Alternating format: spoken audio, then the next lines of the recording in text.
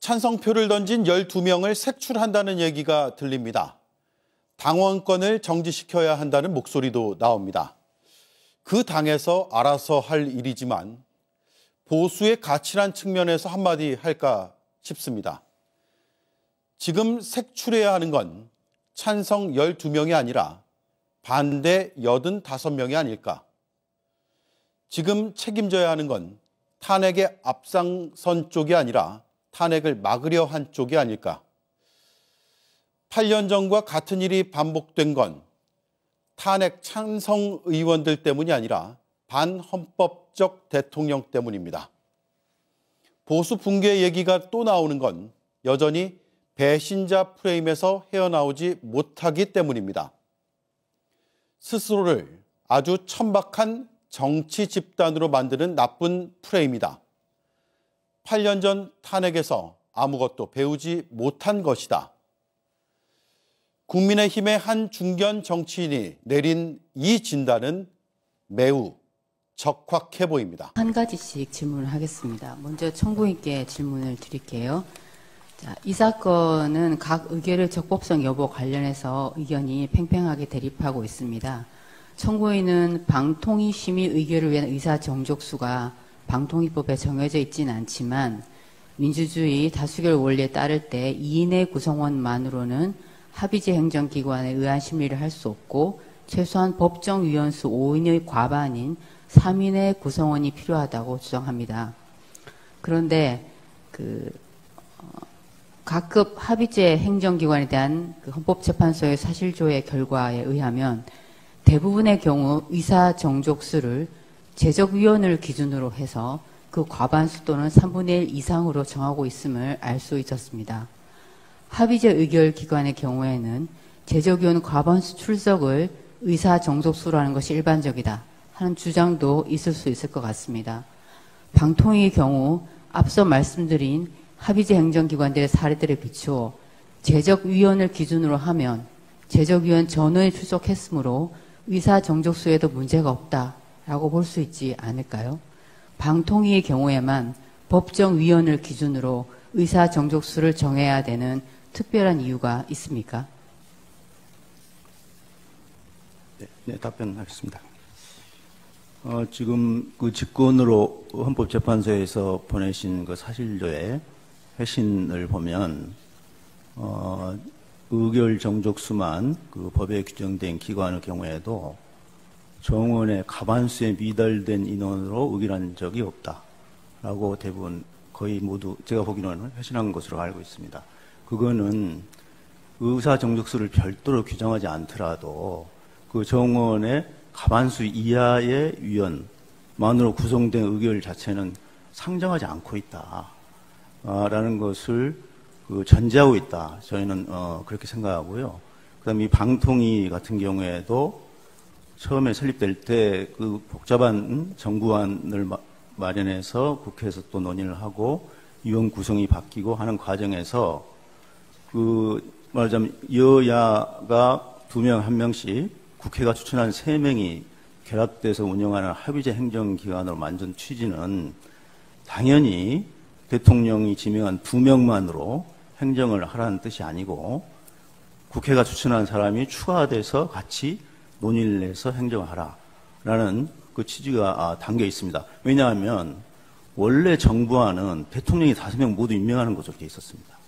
그러나 국회 논의 과정에서 미국의 FCC 모델을 본따가지고 여야가 3명씩 추천해서 5명의 상임위원을 구성하자라고 되어 있고 그런 그 설립 취지에 따르면 방통위는 특히나 이 상임위원으로 구성되어 있고 여야가 추천하는 이 형태는 제가 알기로는 방통위하고 방심이 지금 제가 기억하기로는 그 정도입니다만은 특별히 법에 국회의 추천, 여야 또는 국회의장, 국회 상임위원회 추천 이런 그 규정이 법에 명시되어 있기 때문에 그런 추천 권한이 존중되어서 임명되어서 합의 형식으로 운영돼야 된다라는 것이 전제되어 있다고 생각합니다.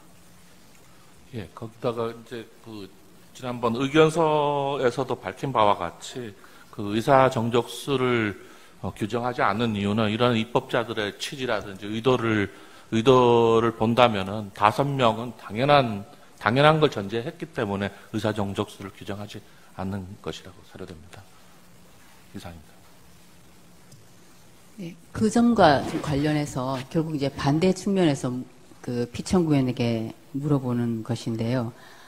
이제 피청구인은 이제 방통위법에는 의사 정족수에 대한 규정이 없고 제적위원 과반수라는 의결 정족수만 규정하고 있고 이 사건 각 의결은 제적위원 2명의 전원 찬성으로 의결됐으므로 적법하다 이렇게 주장하고 있습니다.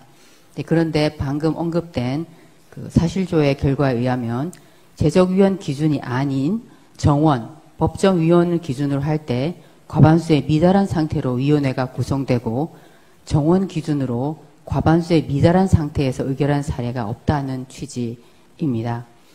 이와 관련해서는 위원회의 법정위원회 수에 과반수에 미달하는 제적위원만이 있는 때에 위원회의 심의 의결을 하는 것은 합의제 행정기관의 운영 원리에 부합되지 않는다는 것을 반증하는 현상이다라는 주장이 있을 수 있는데 이 점에 대한 피청구의 의견은 어떻습니까? 예, 방통위법을 제정할 때 정부안은 원래 5인 다 대통령이 임명하는 것으로 정부안을 냈습니다. 그런데 국회 논의 과정에서 대통령이 2명을 임명을 하고 3명은 국회에서 추천하는 사람을 대통령이 임명하는 식으로 이렇게 됐는데 2003년 8월 이후로는 2인 체제 또는 1인 체제가 됐음에도 불구하고 지금 국회가 추천을 하지 않아서 이런 사태가 발생한 것이고 야권 추천 1명이 있었다. 지금 2인 체제에서 5명 중 제적 2인 2사람이 의사가 합치돼서 심의 의결한 것이 위법이다라고 청구인은 주장하는데 야권 추천 1명이 있어서 3인인 경우에 그렇다 하더라도 3인 중에 2 플러스 여권 2인, 야권 1인 하면은 의결되는 것입니다, 이게. 그리고 여권 인사가 1명 더 있어서 3인이다. 그러면 3인이 5인 중에 3인이면 과반수가 넘고 3대 0으로 되더라도 의결이 되는 것입니다. 그렇기 때문에 지난번에 그 소장님께서 공공기관장의 임기와 대통령의 임기가 불합치하는 경우에 문제와 비슷한 경우처럼 정권이 바뀐 경우에 여야가 바뀌고 해서 임기가 불일치하는 경우에 어떻게 강제적으로 임기제와 방통위 문제 같은 이런 문제가 발생하는 것을 어떻게 하면 좋겠느냐 하는 말씀하셨는데 그것은 자진 사퇴하는 한상혁 위원장처럼 계속 근무한 분도 계셨지만 미국에서도 관례적으로 사퇴하는 것으로 알고 있고 강제적으로 사퇴하는 경우에는 직권남용죄 등의 문제가 있기 때문에 자연스럽게 순차적으로 바뀌는 것이 저는 임기제에 맞다고 지난번 의원서에서 제출한 바와 같습니다. 이상입니다.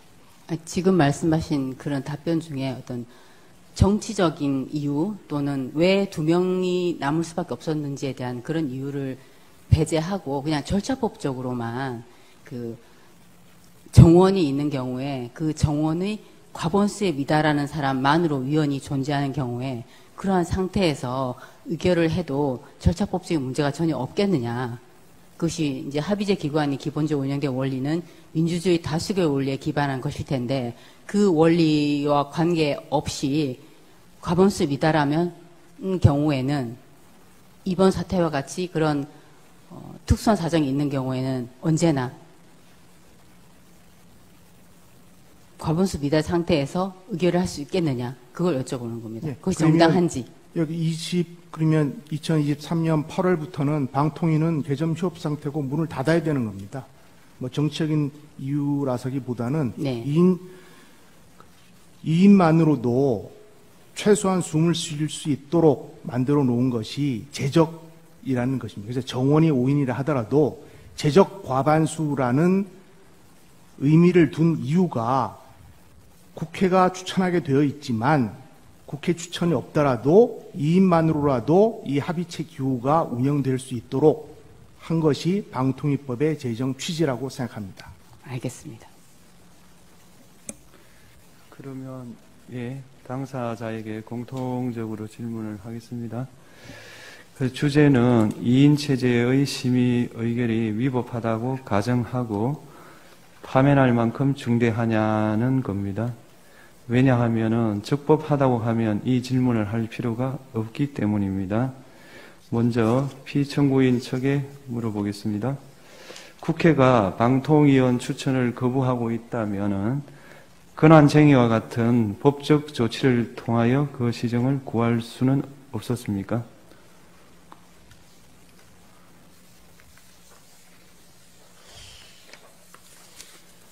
그 점은 제가 생각해보지 않은 점이라서 차후에 서면으로 제출하겠지만 행정부에서 국회를 상대로 상임위원 추천을 해달라고 아까도 증인이 나와서 2023년 3월, 7월, 11월, 올해 7월 4회에 걸쳐서 요청을 한 바 있는데 행정부에서 국회에다가 자기 구성원들을 추천해 달라고 권한쟁의를 한다라는 것은 선뜻 채택하기 어려운 방법으로 생각됩니다. 그 점에 대해서는 추가로 제가 검토를 해서 서면으로 제출하겠습니다. 네, 알겠습니다.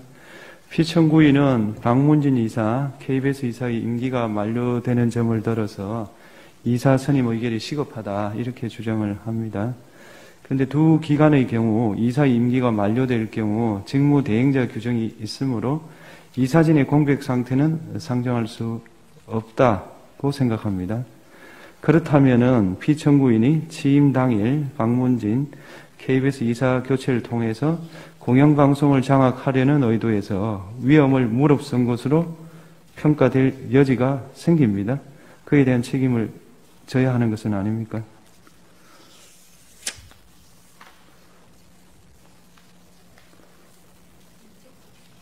네.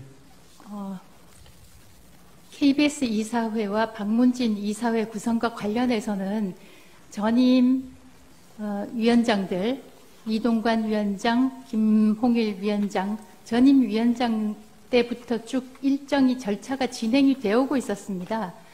아까 언급된 대로 83명에 이르는 그리고 EBS도 마찬가지입니다만 83명에 이르는 인사들이 신청을 했고 그 절차를 기다리고 있던 상황이었습니다. 물론 사회적으로는 취임 첫날 그렇게 할 필요가 있었겠느냐, 긴급성이 있었겠느냐 이렇게 질문을 하기도 하십니다만 그것이 7월 31일이든 8월 1일이든 아주 긴급하게 저희가 결정해야 될 사항이라고 저희는 생각했고 쭉 진행해 오던 절차였기 때문에 저희는 그 절차에 따라서 진행을 하는 것이 마땅하다고 생각했습니다.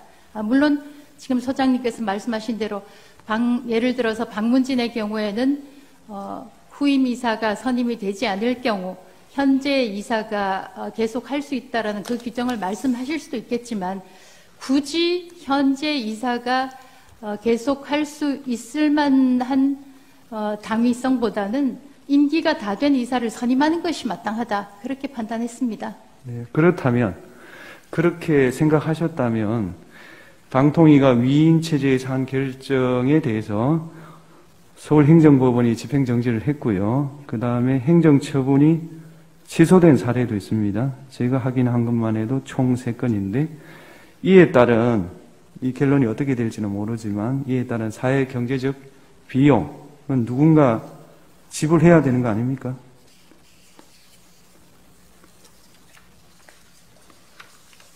제가 말씀드리겠습니다.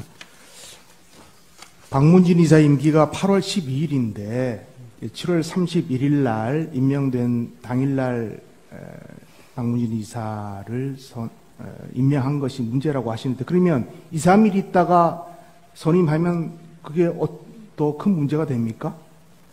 그러면 2주일도 남지 않았는데 후임자를 선정을 해줘야 이게 박문진 이사 같은 사람들이 변호사나 교수나 언론에 관계되는 사람들이 임명이 됩니다. 그러면 나가는 사람도 그렇고 지금 새로 임명되는 사람도 그렇고 교수 같으면은 2학기에 강의를 다른 사람한테 맡겨야 되고 변호사는 있는 사건을 다른 사람에게 위임을 하거나 재분배를 배당을 다시 해야 되는 것이고 다른 일을 하는 사람은 생업을 접어야 되는 겁니다. 그러니까 최소한 한 달 전에는 임명을 해줘야 나가는 사람이나 들어오는 사람이나 원활하게 업무 인수가 인계 인수가 되는 것이지 12일밖에 남지 않은 사람을 이제 임명을 해서 그 절차를 순리대로 가기로 하기 위해서 임명을 했는데 그게 잘못된 것이고 지금 3인이 임명되지 않은 상태에서 후임자가 있다고 계속 이렇게 늘어지는 것이 적법한 것이었는지 거기에 대해서 저는 좀 의문입니다. 그거는 행정부가 법률 해석을 독점할 때 생각할 수 있는 거예요. 법률에 대한 해석이 행정부 다르고 국회가 다르잖아요. 그런데 그에 대한 최종 권한은 법원이 갖고 있는 거 아니에요. 근데 법원에서 적어도 1심 판결에 의하면 2인 체제 의결이 위법하다는 거예요. 그렇다면 위법한 걸 함으로 해서 취소되고 2심 대법원까지 감으로 해서 방통위원회 구성이 빨라지는 게 아니고 더 늦어져요. 그거는 생각 안 하십니까? 남부지법에서는 2인 체제가 적법하다는 판결도 나온 바가 있습니다. 그렇기 때문에 그 판결에 대해서는 여러 가지가 있는 걸로 아는데 예를 들면 서울고등법원 2024루 1120호를 보면 이렇게 돼 있어요. 피청구인이 유리하다고 낸 판결이에요. 의결 정족수를 충족한 것으로 보인다라고 하면서도 뭐라고 사족을 달았냐 하면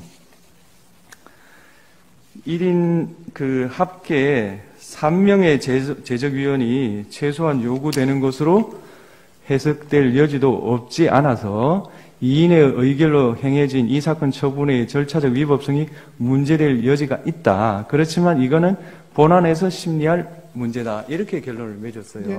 그죠? 네. 그렇다면 왜 그런 위험을 무릅쓰냐는 거예요. 제 질문은. 행정처분이라는 게 더욱이 방송에 관한 정책이라는 거는 누적적으로 개성적으로 쭉 가야 되는 것이지 어떤 진영에서는 이렇게 갔다가 어떤 진영에서 이렇게 갔다 왔다 갔다 그게 국가냐 이 말이에요. 제 질문은 그걸 말하는 거예요. 그게 국가냐? 국가는 단일한 거 아니냐 이렇게 묻는 거예요.